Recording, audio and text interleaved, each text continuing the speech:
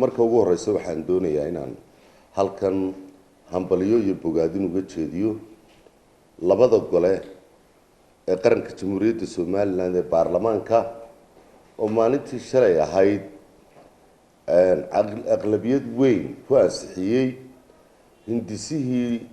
la doonayay in dowladda Imaaraadka saldhig ay ku yeelato dalkeena ama berbera labada gole waxaan ku hambaliyeynayaa wadaniyada ay muujiyeen iyo laxajeclada ay muujiyeen oo ay ku muujiyeen codkooda aqlabiyadda ah iyagoo isu dhan mid mucaarida iyo mid muxaafida xubnaha golaha ee ku jiray qaarkood wadani ahaanayeen ama ahaayeen xisbiga wadani qaarkoodna xisbiga kulmiye iyo xisbiyada dalka ee haddana isku raacay ujeedadaasi dalka iyo dadka ay danta u moodayeen waa hubaal saldhigga halkan laga bixiyo ama berbera inuu faa'iido u leeyahay dalkeena waa hubaal dalkeenu go'doon kuma jiri karo dalkeenu keligiis ma taagnaan karo waa inuu saaxiib helaa waa inuu ehel helaa waa inuu cid dhaqaale ka taageerta ama awood ciidan ku taageerta ama mid dhaqan ku taageerta ama dunida uga kaambeen garaysa oo u ololeyn karta qadiyadeena waa inaynu qadiyadeena saaxiib u helnaa marka hadalka la soo ururiyo saaxiibkaasi wuxuu ku imanayaa inay iyaguna dalkii dana ku yeeshaan si ay dalkii kuura ilaalin karaan qaar baa beeran doona qaar baa maalgashi kale ku samayn doona qaar baa dekedaha inagala shaqayn doona kuwa airportada inaga shaqayn doona dalal kale iman kara waxa weeye dunida annagunbaa bartiyaqaan noqonayna oo isbixinayna oo wax walba isu ahaanayna annagoon xidhiidh dunida la lahayn macquul maaha marka la soo ururiyo saldhigga military wuxuu inoogu fadhiyaa qiime dekeda oo ay DP World ka shaqaysaa waxay inoogu fadhidaa qiime waxaa laga helayaa shaqo abuur markay ugu yar tahay guryay dhisanayaan guryay kiraysanayaan shaqaalay qoranayaan mid baa tamaandhada ka iibinaya mid baa baradhada ka iibinaya mid baa gawadhida ka kiraynaya waxa weeye waa maalgashi iyo shaqo abuur baa ka dhalanaya waxaana meeyay oo hubaala oo kale waan maqlayay rag leh oo imaaraadku iyagaaban buurnayn oo awood buurnayn maxaa imaaraadku adeer way buurayn dhaqaale ahaan bay buuran yihiin saaxiibkooda dunida ugu weyn waa saaxiibka dunida ugu xoog badan ayaa ku xeeran dalalka waaweyn ee Ingiriis leh Mareykan leh imaaraadka waxay ku leeyihiin danaha ugu adag iyaga imaaraadka ilaaliya waana saaxiib wanaagsan oo ay leeyihiin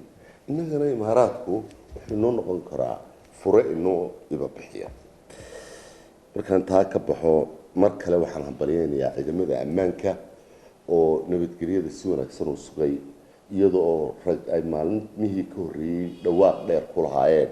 isu soo baxay iyo ka kacay iyo mudaaharaad sameeyay qaarna la sheegayay inay lacag ku bixinayeen haddana dadka ayaa ka jawaabay dadku waa dad nabad jecel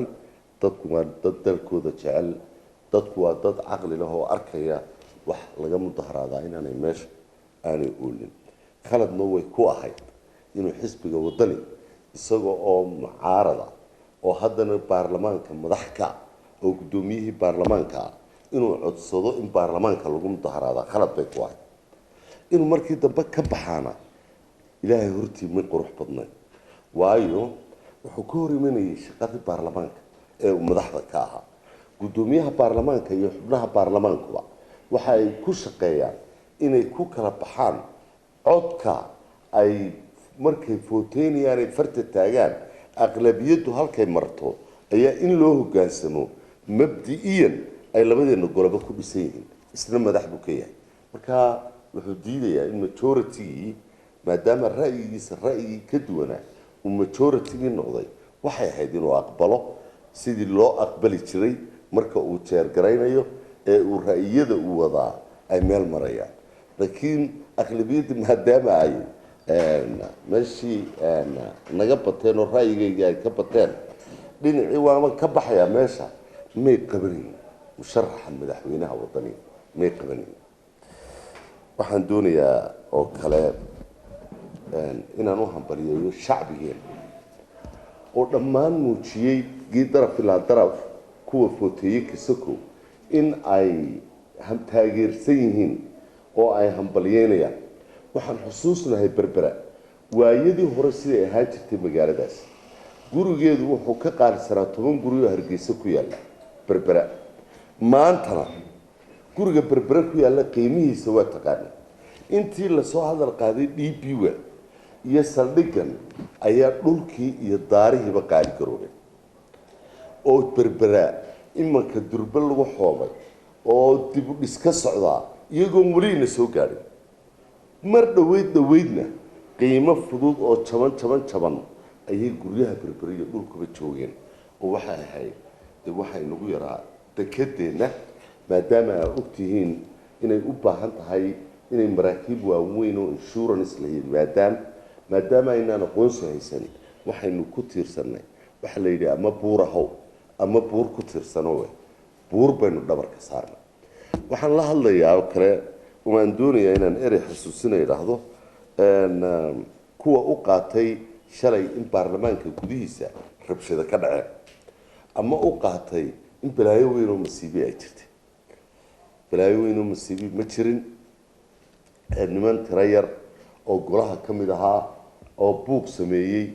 xaqa shirgudoonku iska leeyahay iyo disciplinkooda sida isu mariyaan ayay isu mariyeen laakiin anagu waxaan beeninaynaa inay dawladdu xukuumaddu ku soo duushay golaha kumay duulin xukuumaddu golaha waxay ula timi kumay soo duulin inay weydiisato in loo footeeyo mashruucaasi ay gacanta ku haysay. Wassalaamu calaykum waraxmatullaahi wabarakaatuh.